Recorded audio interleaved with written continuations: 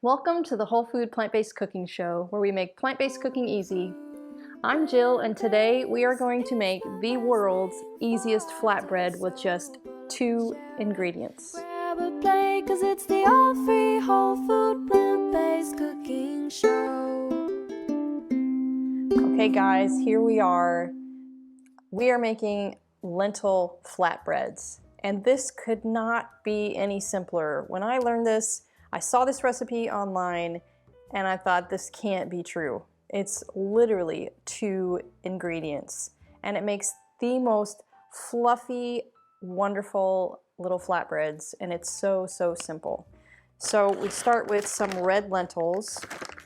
I haven't tried the other kind of lentils. I believe these are the secret because these little lentils get super creamy. It doesn't take them very long to cook. The other lentils stay hard for a bit longer, and they don't really get that really creamy consistency like these guys do. So we're going to use the red lentils and water.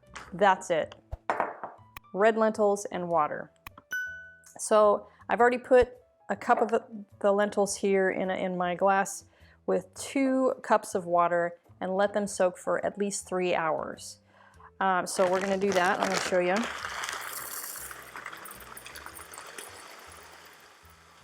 So I already have 2 cups of filtered water measured out, and we're just going to put in a cup of that and let it sit.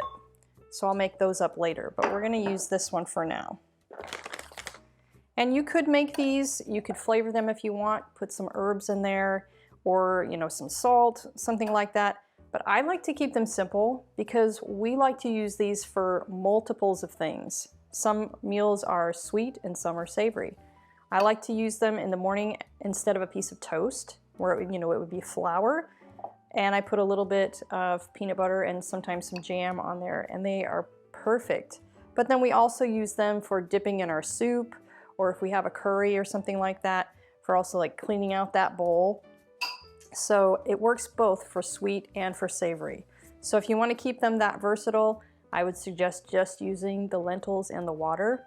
But then if you're only going to use them for soup or some particular type of stew that has a particular flavor, spice it up with those similar flavors, and it would be for a savory dish. It would be still delicious.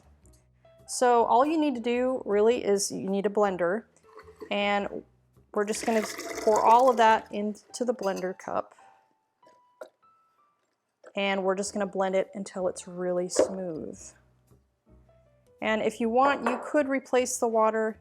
You could pour out the soaked water, but I find it does just fine using that soaked water.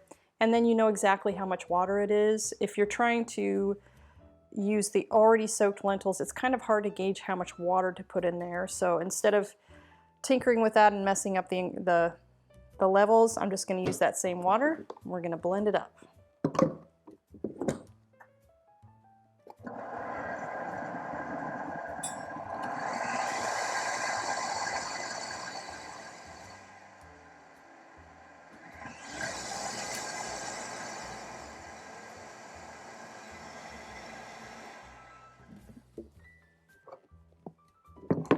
Okay, how simple is that?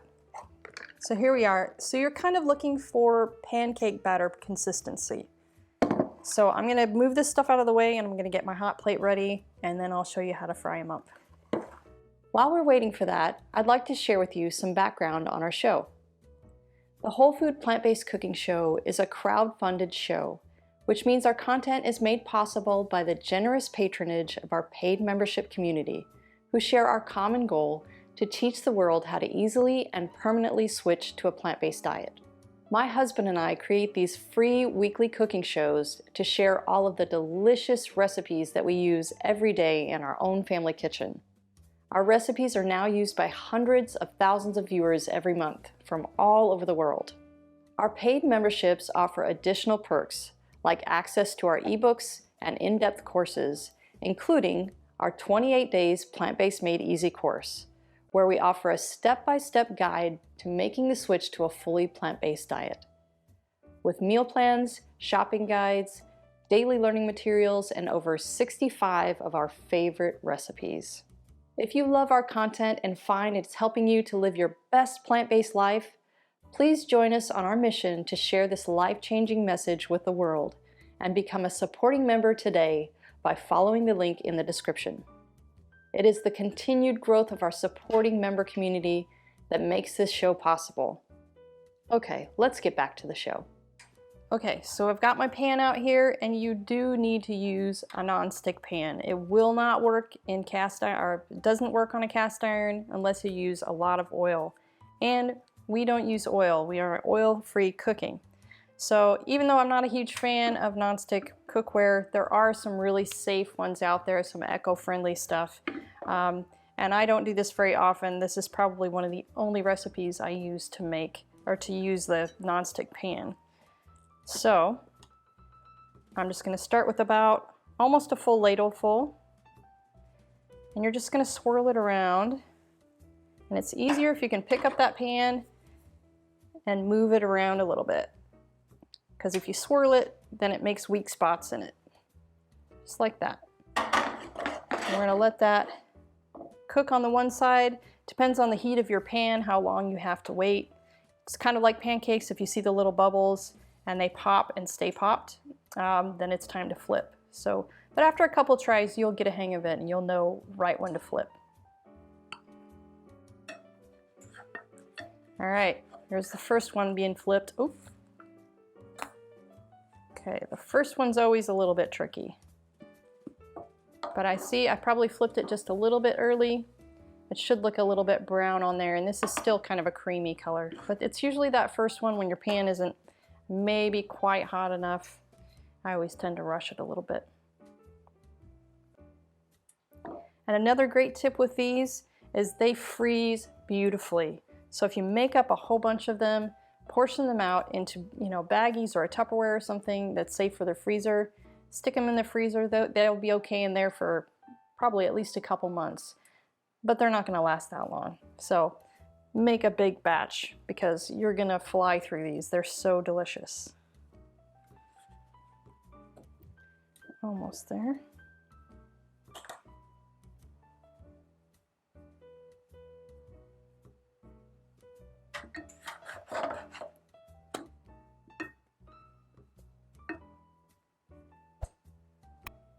Okay, so I'm gonna finish making the rest of these and then we'll sit down and have a little taste.